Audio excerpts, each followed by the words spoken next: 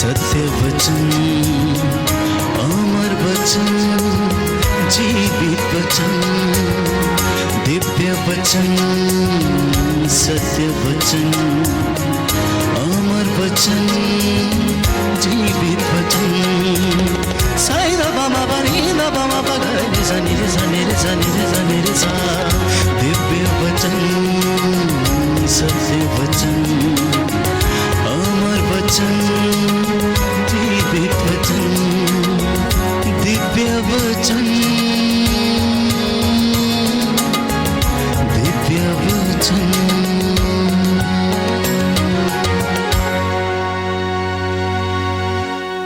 प्रियजनों, संत पौलुस कहता है कि अगर पेड़ की जड़ पवित्र है तो उसका फल भी पवित्र होगा। इसलिए प्रियजनों, हमारी जिंदगी में जब तक हम प्रॉब्लम को डायग्नोस नहीं कर लेते हैं तब तक इलाज करना बहुत मुश्किल है। कई बार मरीज की मृत्यु हो जाती है और डॉक्टर उसकी बीमारी को डायग्नोज ही नहीं कर पाते हैं और फिर बोल देते हैं कि बीमारी लाइलाज है, ये ठीक नहीं हो सकती, इस बीमारी का कोई नाम नहीं है। कुछ ऐसा ही हमारे जीवन में भी होता है। समस्याओं को सुनने के बाद जब हम वचन का सहारा लेते हैं और वचन के माध्यम से इन समस्याओं का हल ढूंढने की कोशिश करते हैं तो वो अवश्य पता लग जाता है। तो आज मैं आपसे बात करना चाहता हूं प्रभु की उपस्थिति में हाजिर होके पूर्वजों से चली आई निरर्थक जीवनचर्या, जिसके कारण कभी कभी हमें दंड भोगना पड़ता है और अपने ही जीवन में किए गए कुकर्मों के कारण हम दंड भोगते हैं। कहने का मतलब यह है ट्रांसजेनरेशनल प्रॉब्लम्स, जो हमारे दादा परदादा से और पिता से और आगे ये चलती आई और अब वो बच्चों के जीवन में भी ट्रांसफर हो गई। मैं क्यों इस वचन को दृढ़ता से कहना चाहता हूं कि साधारण तौर पर यदि हम ये कहते हैं कि शुगर की बीमारी माता पिता से इनहेरिट हो सकती है, तो क्यों पाप माता पिता से इनहेरिट नहीं हो सकता? ये सोचने की बात है कि अगर माता पिता से हमें शुगर की बीमारी ट्रांसमिट हो सकती है तो उनके जीवन में किया गया पाप भी हो सकता है बच्चा इनहेरिट कर ले और वो उसके पीछे लग जाए और उसके जीवन को वो बर्बाद कर दे। तो कुछ एक समस्याएं प्यारे भाइयों और बहनों, जिनका हल आप और मैं ढूंढने की कोशिश करते हैं और आपको नहीं मिलता है, आज वचन के माध्यम से हम सीखने की कोशिश करेंगे और जानने की कोशिश करेंगे कि आखिर ये ट्रांसजेनरेशनल प्रॉब्लम्स या समस्याएं हमारे जीवन में किस तरह से घर कर लेती हैं और हमारी जिंदगी को बर्बाद करने लगती हैं और हमें पता ही नहीं चलता है कि ये प्यारे भाइयों और बहनों हमारे जीवन को नष्ट कर रही हैं। अगर बच्चे अपने जीवन में अपने माता पिता से बपौती के रूप में संपत्ति हासिल करते हैं तो बच्चे बपौती के रूप में समस्याएं भी हासिल करते हैं। बच्चे विपत्ति के रूप में इन सारी बातों को भी हासिल करते हैं। आप इससे अलग नहीं रह सकते। अगर किसी ने अपने माता पिता से बहुत धन संपत्ति क्या किया है, हासिल किया है बपौती के रूप में, तो उनके जीवन में जो समस्याएं थी वो भी वो हासिल करेगा, वो भी उनके साथ रहेंगी। तो विरासत के रूप में पाई हुई विपत्तियां हमारे साथ रहती हैं, कहने का मतलब ये है। विरासत के रूप में प्राप्त किया गया पाप हमारे परिवार को नष्ट कर देता है। विरासत के रूप में किया गया कुकर्म हमारे परिवार को और जीवन को नष्ट कर देता है। जब तक कि यीशु मसीह उस पाप का या विपत्ति का लेखा जोखा बंद ना करे, उसका तंद ना काटे, तब तक वो आपके जीवन से जुड़ा रहेगा और आपको बर्बाद करता रहेगा। अगर आप उसका पता लगाने में असमर्थ रहे तो समझना कि आप संपूर्ण रूप से नष्ट हो जाओगे।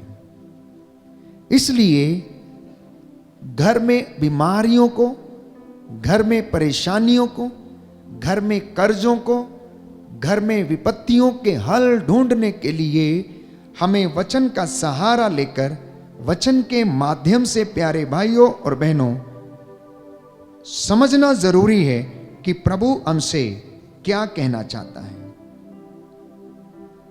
तो एक बात जो ट्रांसजनरेशनल प्रॉब्लम्स या समस्या के रूप में हम देखते हैं, और वो सबसे बड़ी बात ये है, यशायाह नबी के ग्रंथ अध्याय 47 में हम पढ़ते हैं।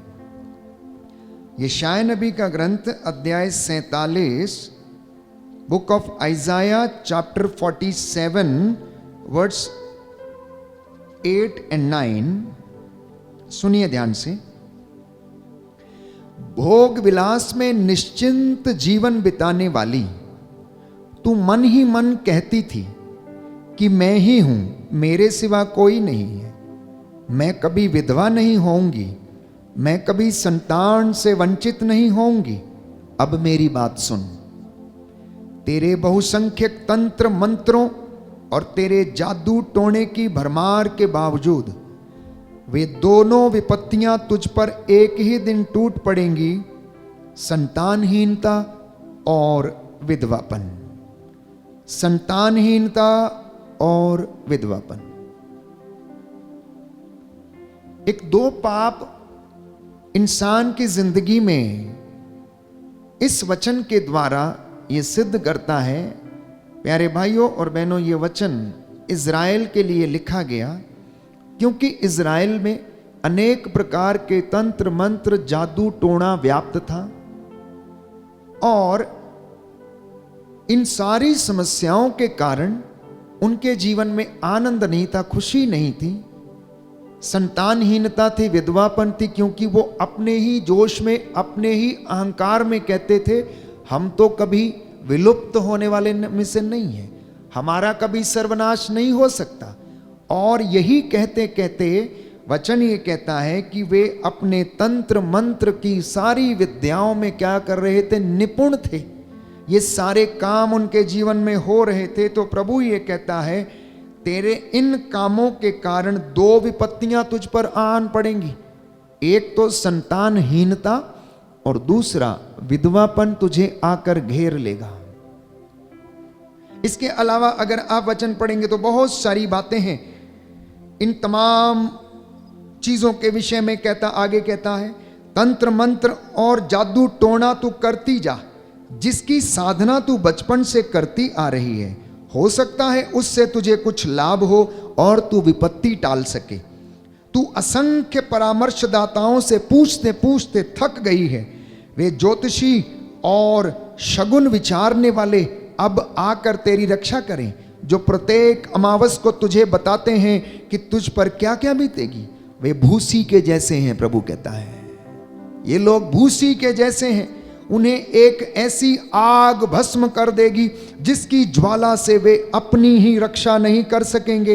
वो आग तापने की लकड़ी नहीं है, उस आग के पास कोई भी नहीं बैठ सकेगा।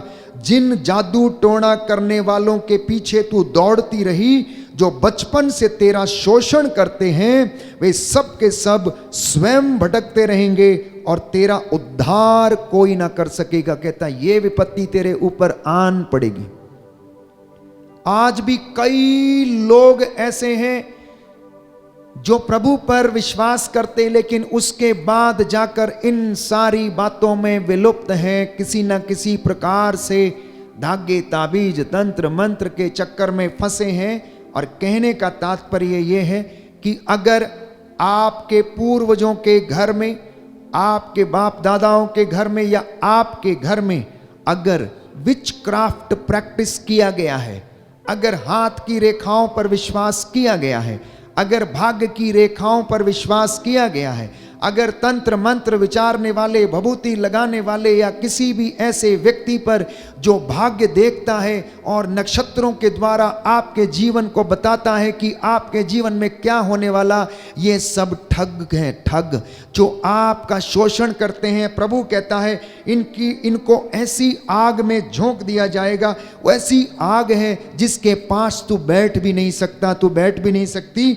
और कहता है कि ये सब के सब भटकते रहेंगे और तेरा उद्धार कोई भी नहीं कर पाएगा। अगर घरों में, अगर परिवारों में ये प्रैक्टिस किया गया है तो समझ लेना कि ये दो पाप पीछा करते रहेंगे।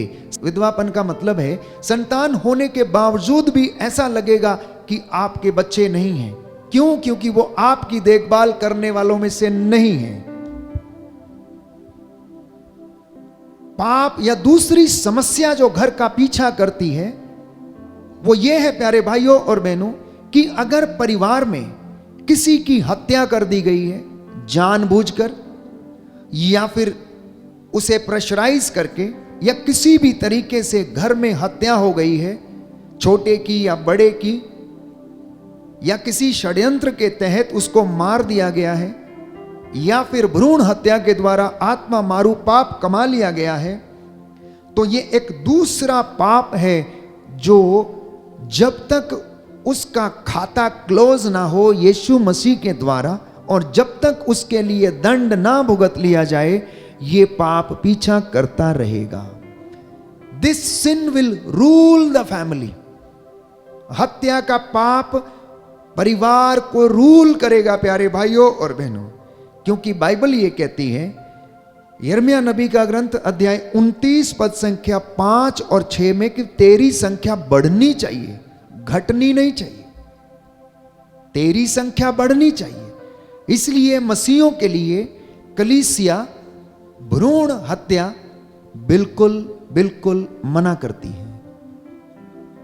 द सिन ऑफ अबॉर्शन प्यारे भाइयों और बहनों मसीहों के लिए एक ऐसा पाप है जो कि जब तक आप उसके लिए दंड नहीं भुगतेंगे, क्षमा नहीं मांगेंगे, तब तक वो आपके पीछे लगा रहेगा। ये दूसरा पाप जो घरों पर प्यारे भाइयों और बहनों अधिकार लेता है और जीवन में बढ़ने लगता है और परिवार को नष्ट कर देता है, हमें पता लगाने की आवश्यकता है कि क्या हमारे जीवन में ये नहीं हुआ तो नहीं है और उसके लिए प्रायश्चित करने की आवश्यकता है।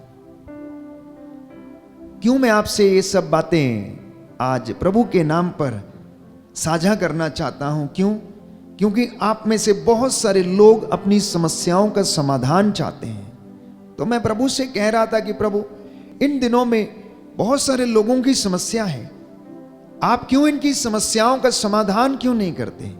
तो प्रभु ने कहा कि इन्हें याद दिलाओ कि अपनी जड़ों को शुद्ध करें, अपनी जड़ों को पवित्र करें। जड़ में कीड़ा लगा हुआ है, इसलिए तना कैसे फल सकता है? और तना नहीं फलेगा तो उसमें फल कैसे लग सकता है? इसलिए परिवारों को अपनी जड़ों को शुद्ध करने की आवश्यकता है। तो इसलिए मैं आपकी सहायता करना चाहता हूं। मैं ये नहीं कहता कि आपके घर में कुछ पाप ये वाला हुआ होगा, लेकिन विचार करेंगे, मनन चिंतन करेंगे तो कहीं ना कहीं पर जड़ मिल ही जाएगी। अगर जड़ मिल गई, अगर समस्या डायग्नोस हो गई, तो आपकी सारी समस्याओं का समाधान भी हो सकता है। ये समस्याएं बहुत सारी हो सकती। पिछले दिनों में मैंने आपसे बातचीत की थी कि आंतरिक चंगाई के लिए अब बच्चे के जीवन में जो छोटा नवजात बच्चा है या थोड़ा बड़ा होता है या उससे भी बड़ा होता है, बच्चे माँ बाप कंप्लेन करते हैं कि मेरा बच्चा बहुत जिद्दी है, बहुत गुस्से वाला है, काम नहीं करता, आलसी है, सोया रहता है। तो प्यारे भाइयों और बहनों, मनोवैज्ञानिकों के अनुसार शोध में यह पाया गया है कि जब बच्चा अपनी मां के गर्भ में होता है, लगभग 50 से 60% जो है वो अपनी मां से इनहेरिट कर लेता है, जिसे हम इनबॉर्न टैलेंट कहते हैं। एक शब्द हम यूज करते हैं लोगों के लिए कि ये टैलेंट तो इसमें इनबॉर्न है। इनबॉर्न का मतलब क्या है? जब वो मां के गर्भ में बढ़ रहा था तो उसकी मां कुछ किया करती थी, अच्छे गीत गाया करती थी, खुश रहा करती थी, अटखेलियां किया करती थी, काम किया करती थी, गर्भावस्था में भी काम किया करती थी और अपने गर्भ से बहुत खुश थी। तो वैसी ही बातें उस बच्चे के जीवन में भी जाएंगी, वैसा ही बच्चा इनहेरिट करेगा। क्यों? क्योंकि मां से वो अम्बिलिकल कॉर्ड से वो जुड़ा रहता है। तो मां गर्भावस्था के समय में जो कुछ महसूस करती है वो बच्चे को भी इनहेरिट करती है। अगर बच्चे को वो अम्बिलिकल कॉर्ड से खाना पहुंचाती है तो मैं समझता हूं कि वो बच्चे के जीवन में अपनी सांसें, अपने विचार, अपनी भावनाएं, अपने इमोशंस, वो सारे उसके द्वारा उसके अंदर पहुंचते होंगे। तो इस तरह से हम कहते हैं कि बच्चे के अंदर इनबॉर्न टैलेंट है। कई माताएं शोषण से गुजरती हैं, कई माताएं जबरदस्ती से बच्चे को गर्भ में धारण करती हैं, कई माताओं के लिए या पिताओं के लिए हो जाता है, यूं ही हो जाता है, चलो अब रख लेते हैं। ऐसी भावनाएं आप स्वयं बच्चे के अंदर क्या करते हैं? ट्रांसफर करते हैं। और जब ये सारी समस्याएं होती हैं तो उसका थोड़ा सा अंश आपको बच्चे के जीवन में देखने को मिलता है। धीरे धीरे आपको देखने को मिलता है। तो यदि मां कर्मठ है तो बच्चे के जीवन में भी कर्मठता दिखेगी। यदि मां अच्छा गाने वाली है तो बच्चे के जीवन में भी वो गुण आ जाएगा। यदि मां बहुत सोशल है तो वो प्यारे भाइयों और बहनों उसमें भी सोशल होने का गुण आ जाएगा। आप सोचकर देखिए कि आपके 3 बच्चे हैं और 3 बच्चे अलग अलग व्यवहार के हैं। क्यों है ऐसा? आपके 3 बच्चे हैं और तीनों में अलग अलग व्यवहार है। उसका कारण क्या है? क्यों तीनों एक जैसे नहीं होते हैं? एक बड़ा शांत रहता है तो दूसरा बड़ा क्रोध वाला रहता है और तीसरा बहुत ज्यादा नटखट रहता है। क्यों? या जिद्दी रहता है? क्योंकि मां इन तीनों बच्चों की गर्भावस्था के दौरान अलग अलग परिस्थिति से गुजरती है। जब पहले बच्चे की स्थिति आती है तो बहुत एक्साइटेड रहती है क्योंकि नई नई शादी होती है और अब एक तीसरे व्यक्ति को आना है तो वो बहुत ही ज्यादा उत्सुकता के साथ उसे ग्रहण करती है। परिस्थितियां बदलने लगती हैं, आर्थिक तंगियां होनी शुरू हो जाती हैं। हो सकता है समाज में या परिवार में लड़ाई झगड़े शुरू हो जाते हैं तो मन थोड़ा कुंठित होने लगता है, सेकंड वाला हो या ना हो। इसी तरीके से तीसरे की। तो मैं बहुत विचार विमर्श करने के बाद इस निष्कर्ष पर उतरा कि तीनों बच्चों के जीवन में ये तीनों परिस्थितियां शायद समय के अनुसार जिस अवस्था से मां गुजरी है उस अवस्था से हुई होंगी। अब हो सकता है कि इसी दौरान ऐसी स्थिति आई हो कि जब दंपति ने, प्यारे भाइयों और बहनों, भ्रूण हत्या करने का निर्णय ले लिया हो, तो वो एक ऐसा श्राप जो है आने वाले बच्चे को अफेक्ट करता है। क्यों? क्योंकि यदि बर्तन ऑलरेडी गंदा हो चुका है, जिसमें ऑलरेडी खून बह चुका है, और उसको बिना शुद्ध किए, बिना पवित्र किए आप एक अन्य दूसरे बच्चे के लिए प्लान करते हैं, तो प्यारे भाइयों और बहनों उस बच्चे के ऊपर वो चीज अफेक्ट करती है। आप जरा सोच के देखिए। आप मेरी बातों से सहमत हो सकते हैं, नहीं हो सकते, लेकिन आप इस बात पर सोचकर और विचार विमर्श करके देखिए कि इन बातों से जिन लोगों के जीवन में ये हुआ है उनके बच्चों पर क्या प्रभाव पड़ा है। आप में से अक्सर प्यारे भाइयों और बहनों, बहुत सारे लोग बच्चों की आशा करते हैं, परिवार को बढ़ाने की आशा करते हैं, लेकिन कभी कभी हम उसमें फेल हो जाते हैं, हत्या कर बैठते हैं। तो अगर परिवार में हत्या कर दी गई है तो हत्या की दुष्ट आत्मा उस परिवार पर रूल करेगी, अधिकार लिए रहेगी, चाहे वो भ्रूण हत्या हो, चाहे वो किसी प्रकार से किसी को प्रेशराइज करके की गई हो, या किसी को मार दिया गया हो, काट दिया गया हो षड्यंत्र के तहत। If abortion has taken place in the family, then children will be in bondage. अगर अबॉर्शन घर में हुआ है तो प्यारे भाइयों और बहनों, बच्चे उस बॉन्डेज में रहेंगे, उस बंधन में रहेंगे जब तक कि आप उसके लिए प्रायश्चित नहीं कर लेते और वो बंधन तोड़ नहीं देते, और जब तक यीशु मसीह उस खाते को क्लोज नहीं कर देता। क्योंकि यीशु ने कहा, जिस पर हाथ रखोगे वो क्षमा हो जाएंगे, चंगे हो जाएंगे, जिस पे पाप तुम क्षमा नहीं करोगे वो क्षमा नहीं होंगे, क्योंकि जिसके लिए वो खोल देगा उसे कोई बंद ना कर पाएगा, और जिसके लिए वो बंद कर देगा उसे कोई खोल ना पाएगा। इसलिए इस पाप से, इस श्राप से छुटकारा पाना आवश्यक है। तीसरा पाप जो हमारे परिवारों पर रूल करता है, पाप की कमाई। पाप की कमाई की वजह से कभी भी घर में फाइनेंशियल स्टेबिलिटी नहीं रहेगी। अगर कोई व्यक्ति पाप की कमाई करके घर में लाता है तो उससे आपके घर में कभी भी फाइनेंशियल स्टेबिलिटी नहीं रहेगी, और बीमारी आपके घर को हमेशा अपने अधिकार में रखेगी।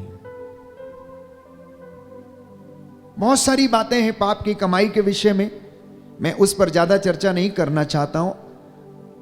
अगले किसी प्रवचन में हम बताएंगे कि प्रवक्ता ग्रंथ, सुक्ति ग्रंथ पाप की कमाई के विषय में क्या कहता है, क्योंकि पाप की कमाई, प्रभु का वचन कहता है कि इन घर को संकट में डाल देती है। पाप की कमाई घर को संकट में डाल देती है और इंसान को मृत्यु के पाश में बांध देती है। इसलिए there will not be financial stability, और बीमारी घर से कभी नहीं जाएगी। चाहे ये बाप दादाओं ने किया हो, या पूर्वजों ने किया हो, या माता पिता ने किया हो, या इंसान ने खुद किया हो। यदि आपको विश्वास ना हो तो आप अनुभव करके देख लीजिए। चौथी बात जो परिवार में अधिकार लेकर बैठ जाती है और परिवार को उन्नति करने नहीं देती है, वो है माता पिता का अनादर, या माता पिता को मारपीट करना। माता पिता के श्राप जो हैं प्यारे भाइयों और बहनों, वो बच्चों के जीवन में हमेशा रूल करते हैं। विशेष तौर पर वे लोग जो अपने माता पिता का आदर नहीं करते, उन्हें मारते, उन्हें धकेलते, उन्हें पीटते, उन्हें गाली देते हैं। क्योंकि बाइबल कहती है प्रवक्ता ग्रंथ अध्याय 3 पद संख्या 4 से 6 में कि पिता का आदर आशीर्वाद देता है, पिता की निंदा अपनी संतान से ही वो दुख प्राप्त करेगा। वो व्यक्ति जो अपने बाप की निंदा करता है, उसे मारता है, वो अपनी ही संतान से क्या करेगा? दुख पाएगा, अपनी ही संतान से दुख पाएगा। So therefore my sin becomes a bondage for me. मेरा अपना ही कुकर्म, मेरा अपना ही पाप मेरे लिए क्या बन जाता है? एक बंधन बन जाता है, जब तक कि मैं उससे आजाद अपने आप को ना करूं। और क्या होता है? Never comes from God but from sin. श्राप कभी भी परमेश्वर की ओर से नहीं आता, ये पाप की ओर से आता है। अब पाप चाहे अहंकार का हो, चाहे हत्या का हो, चाहे अपने आप को बड़प्पन का हो, चाहे माता पिता को अनादर का हो, प्रभु की अवहेलना का हो, किसी तरीके का भी पाप, वो हमारे लिए ही क्या बन जाता है, एक बॉन्डेज बन जाती है, एक बंधन बन जाता है। पांचवी बात, अगर परिवार में मजदूरों के प्रति अन्याय किया गया है तो प्रियजनों, उस काम में, उनके घर में, उनके दफ्तरों में, उनके खेत खलियानों में कभी भी ब्लेसिंग नहीं रहेगी। मजदूरों के प्रति किया गया अन्याय आपको कभी भी बरकतों में जीने नहीं देगा। आशीषें आपसे बहुत दूर रहेंगी। छठवीं बात, अगर परिवार में से किसी व्यक्ति ने अभिषिक्तों को मारा है या उन पर अभियोग लगाए या उन्हें गालियां दी, तो प्यारे भाइयों और बहनों, उन घरों में आशीष नहीं रहेगी। बाइबल हमें बताती है कि मेरे अभिषिक्तों पर हाथ मत उठाना। स्तोत्र संख्या 105 पद संख्या 10 में हम पढ़ते हैं कि प्रभु ये कहता है कि मेरे अभिषिक्तों पर हाथ मत उठाना, मेरे अभिषिक्तों पर हाथ नहीं लगाना, मेरे नबियों को कष्ट नहीं देना। जकरिया नबी के ग्रंथ में हम पढ़ते हैं कि वे मेरी आंख की पुतली हैं, देखो यदि कोई उन पर हाथ उठाए तो मैं उन पर हाथ उठाऊंगा। तो ये भी एक समस्या है जो प्यारे भाइयों और बहनों हमारे जीवन में पूर्वजों से अगर चली आई है तो वो आपके परिवार पर रूल करेगी। इसलिए मैं ऐसे परिवारों को समझाने की कोशिश करता हूं कि वे सब के सब एकत्र हो जाएं, अपने भाई, अपनी बहन, अपनी माँ, अपने बाप के साथ एकत्र हो जाएं और इस श्राप से मुक्त हो जाएं, घुटना टेकें, प्रभु के सामने नाक रगड़ लें। और प्यारे भाइयों और बहनों, प्रभु कहता है क्या जाने वो द्रवित हो जाए और वो तुम्हें क्षमा कर दे, क्या जाने वो द्रवित हो जाए और वो तुम्हें क्षमा कर दे और तुम पर लगा हुआ अभियोग मिटा दे। इसलिए यह जरूरी है कि हम प्यारे भाइयों और बहनों उस पाप के लिए क्षमा की याचना करें। जकरिया नबी का ग्रंथ अध्याय 2 पद संख्या 12 और उससे आगे सुनिए ध्यान से। विश्वमंडल के प्रभु का ये कहना है, उसी महिमामय प्रभु ने मुझे यहां भेजा है।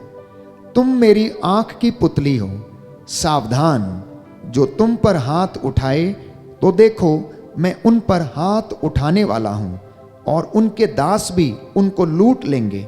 इससे तुम जान जाओगे कि प्रभु ईश्वर ने ही मुझे भेजा है। तो पुरोहितों और अभिषिक्तों पर अभियोग लगाना, उन पर हाथ उठाना और उनको सताना प्रभु को ये बिल्कुल भी अच्छा नहीं लगता है, क्योंकि वे उसके बेटे हैं। जिस तरह से आपके बच्चे हैं, मान लीजिए कि आपके 4 बच्चे हैं और 4 बच्चों में 2 बहुत अच्छे हैं और 2 नालायक हैं। मान लीजिए कि एक बहुत पीता है और एक बहुत झगड़ा करता है या इधर उधर अय्याशी करता है, लेकिन आप फिर भी उन्हें प्यार करते हो। मां का हृदय भी ऐसा ही है।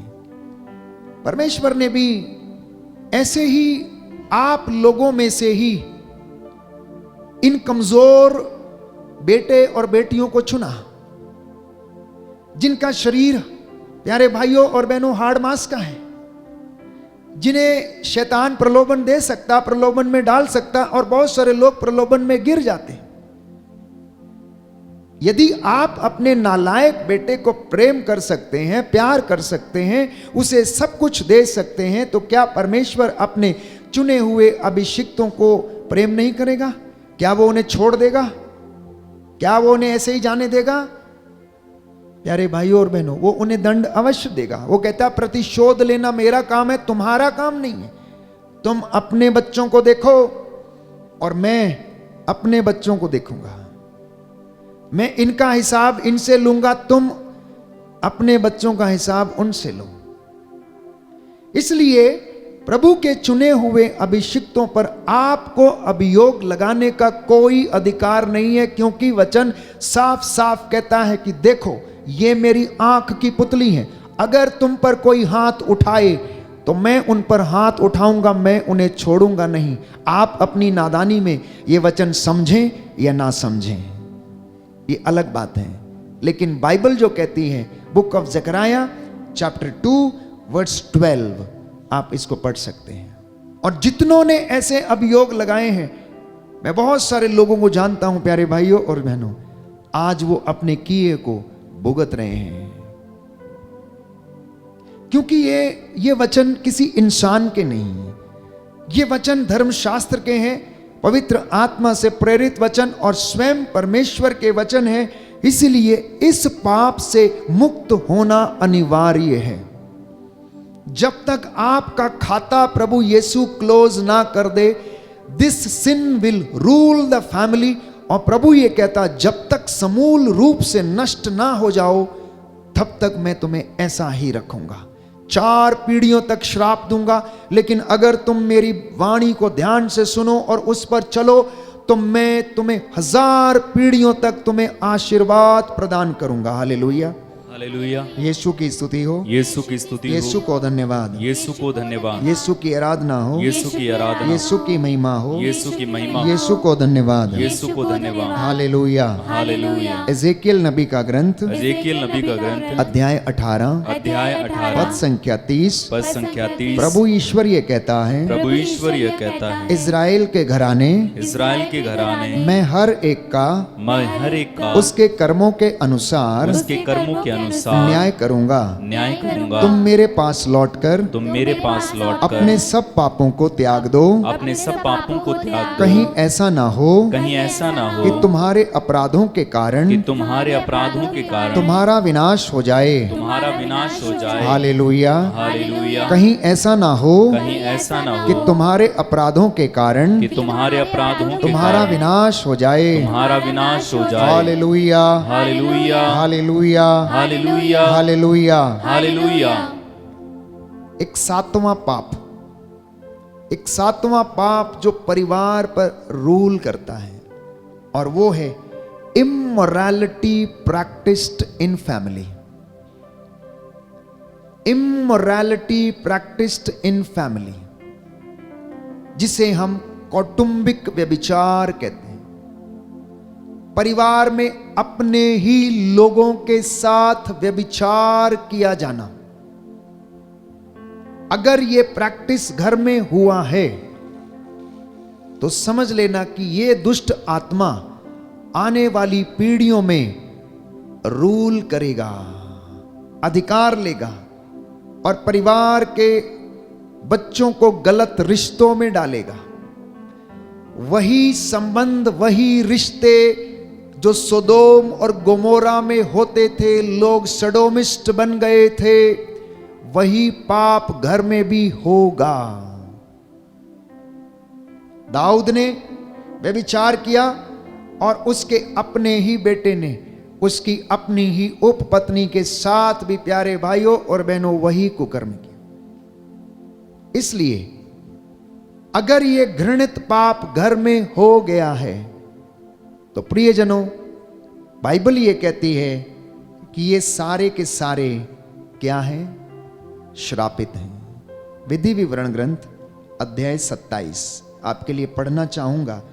वचन खोलेंगे, विधि विवरण ग्रंथ अध्याय 27 पद संख्या 15 और उससे आगे। शायद सुनने में अच्छा ना लगे, लेकिन हमें जानना अवश्य है, हमें जानना अवश्य है, क्योंकि ये प्रभु का वचन है।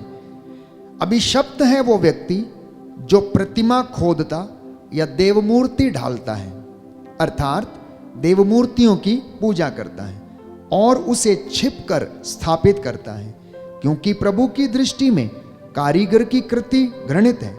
और सब लोग उत्तर में कहते थे आमीन। आगे लिखा है, अभिशप्त है वह जो अपने पिता या अपनी माता का अपमान करता है। वचन कहता है वो श्रापित है व्यक्ति। आगे लिखा है, अभिशप्त है वो जो अपने पड़ोसी की मेड़ को बदल देता है। मतलब वो व्यक्ति श्रापित है जो अपने पड़ोसी की मेड़ काट लेता है और उसको बदल देता है। उसके खेत में कभी भी उन्नति नहीं होगी वो, और अपने जीवन में उन्नति नहीं पाएगा। आगे लिखा है, अभिशप्त है वो जो अंधे को उसके रास्ते से क्या करता है, भटका देता है। आगे लिखा है, अभिशप्त है वो जो प्रवासी, अनाथ और विधवा के विरुद्ध अन्यायपूर्ण निर्णय देता है। याद रखे, कोई भी विधवा को ना लूटे, उसकी पेंशन अगर आती है तो उसको ना लूटे। मुझे बहुत सारे लोग मिलते हैं और कहते हैं, समस्याएं बताते हैं, फादर जी मेरी तो पेंशन आती है, जिस घर में हम रहते हैं वही लोग खा जाते हैं, मुझे तो देते ही नहीं है। और कहते हैं, उससे कहते हैं, बहन थोड़ा देना, आज हमें इस पेंशन से निकाल के दे दो, अकाउंट से निकाल के दे दो। ऐसी तमाम बातें प्यारे भाइयों और बहनों, प्रभु का वचन ये कहता है कि जो विधवा और प्रवासी और अनाथ के विरुद्ध अन्यायपूर्ण निर्णय देता है वो व्यक्ति श्रापित है। आगे लिखा है, अभिशप्त है वो जो अपने पिता की पत्नी से संसर्ग करता है, अर्थात अपनी मां के साथ संसर्ग करने की सोचता विचार करता है, वो व्यक्ति श्रापित है। अभिशप्त है वह जो किसी भी पशु के साथ गमन करता है। आज आप लोग देखते हैं कि किस तरह से पाश्चात्य देशों में प्यारे भाइयों और बहनों लोग पशुओं के साथ गमन करते हैं, किस तरह से उनका आचरण और उनका व्यवहार है। आगे लिखा है, अभिशप्त है वो जो अपनी बहन के साथ, चाहे वो अपने पिता की या अपनी माता की बेटी हो, प्रसंग करता। अभिशप्त है वो जो अपनी सास के साथ प्रसंग करता। ये सब कौटुंबिक व्यभिचार के अंतर्गत आते हैं, जिसे मैं कह रहा था, इमोरालिटी प्रैक्टिस्ड इन फैमिली। अभिशप्त है वह जो छिपकर अपने पड़ोसी की हत्या करता है। अभिशप्त है वो जो निर्दोष का रक्त बहाता, अर्थात भ्रूण हत्या करता है और घूस लेता है। अभिशप्त है वो जो इस संहिता के शब्दों का पालन नहीं करता। इन ऐसे तमाम प्यारे भाइयों और बहनों पाप जो हैं वो परिवारों का पीछा करते हैं। वचन में हम पढ़ते हैं, बाइबल हमें बताती है, प्रवक्ता ग्रंथ अध्याय 41 पद संख्या 8 से 9 कि पापियों की संतति क्या है, वो अभिशप्त है। पापियों की संतति बाइबल कहती है कि श्रापित है। प्रवक्ता ग्रंथ अध्याय 41 हमें स्पष्ट रूप से बताता है कि पापियों की संतति कभी भी नहीं पनपेगी। अध्याय 41 book of Sirach chapter 41 verse 8 and 9। पापियों की संतति अभिशप्त है, वह अधर्मियों के साथ रहती है। पापियों की संतति अपनी विरासत खो देगी और उनके वंशज सदा के लिए कलंकित होंगे। उनके वंशज क्या होंगे? सदा के लिए कहता है कलंकित होंगे। अध्याय 40 में लिखा है, अध्याय 40 पद संख्या 15 में लिखा है कि दुष्टों की संतति नहीं पनपेगी, क्योंकि पापियों की जड़ें ऊंची चट्टान पर लगी हुई हैं। अध्याय 47 में लिखा है, प्रवक्ता ग्रंथ book of Sirach chapter 47 verse 21, chapter 47 verse 21, किंतु आपने अपने को स्त्रियों पर अर्पित किया और उन्हें अपने शरीर पर अधिकार दिया। आपने अपने यश पर कलंक लगाया, आपने अपने वंशजों को दूषित किया, अपनी संतति पर क्रोध उत्पन्न किया और उन्होंने आपकी मूर्खता पर शोक मनाया। उन्होंने आपकी मूर्खता पर शोक मनाया। प्यारे भाइयों और बहनों, अगले वचन में लिखा है, प्रवक्ता ग्रंथ अध्याय 34 पद संख्या 4 में हम पढ़ते हैं, book of Sirach chapter 34 verse 4 में हम पढ़ते हैं कि प्रभु का वचन ये कहता है, क्या दूषण से पवित्रता और झूठ से सत्य निकल सकता है? प्यारे भाई और बहनों, कभी नहीं निकल सकता है। इसलिए हमें अपने आप को आजाद करने की आवश्यकता है। एक सुंदर वचन पौलुस हमें देता है कि आप लोग क्या करें कि हम अपनी जड़ों को पवित्र करें, हम अपनी जड़ों को पवित्र करें और इन सारी विरासत के रूप में पाई हुई विपत्तियां और पापों से हम आजाद हो जाएं तो आपकी बहुत सारी समस्याओं का समाधान हो जाएगा। आप डायग्नोज करें कि प्रॉब्लम कहां पर है। आप जानते हैं कि प्रॉब्लम कहां पर है, लेकिन आप में से बहुत सारे लोग अंगीकार नहीं करना चाहते, स्वीकार नहीं करना चाहते हैं। और बाइबल ये कहती है कि जो अपने पापों को प्रकट करके छोड़ देता है उस पर दया की जाएगी और वही पवित्रता हासिल करेंगे। ये बाइबल की बातें थी जो मैंने आपसे कही हैं आज। प्यारे भाइयों और बहनों, इसलिए इन बातों के लिए प्रायश्चित करने की हमें आवश्यकता है। और मैं आपसे वादा करता हूं कि आपकी आने वाली पीढ़ियां पवित्र होंगी अगर आप अपने आप को पवित्र करेंगे। अंत में एक वचन, रोमियो के नाम संत पौलुस का पत्र अध्याय 11, रोमियो के नाम संत पौलुस का पत्र अध्याय 11 पद संख्या 16। प्यारे भाइयों और बहनों, कि यदि गुंधे हुए आटे का पहला पेड़ा पवित्र है तो सारा गुंधा हुआ आटा पवित्र है, और यदि जड़ पवित्र है तो डालियां भी पवित्र हैं। यदि कुछ डालियां तोड़कर अलग कर दी गई हैं और आप जो जंगली जैतून हैं उनकी जगह पर कलम लगाए गए हैं और जैतून के रस के भागीदार बने, तो आप अपने को डालियों से बढ़कर ना समझें। यदि आप गर्व करना चाहते हैं तो याद रखें कि आप जड़ को नहीं संभालते बल्कि जड़ आपको संभालती है।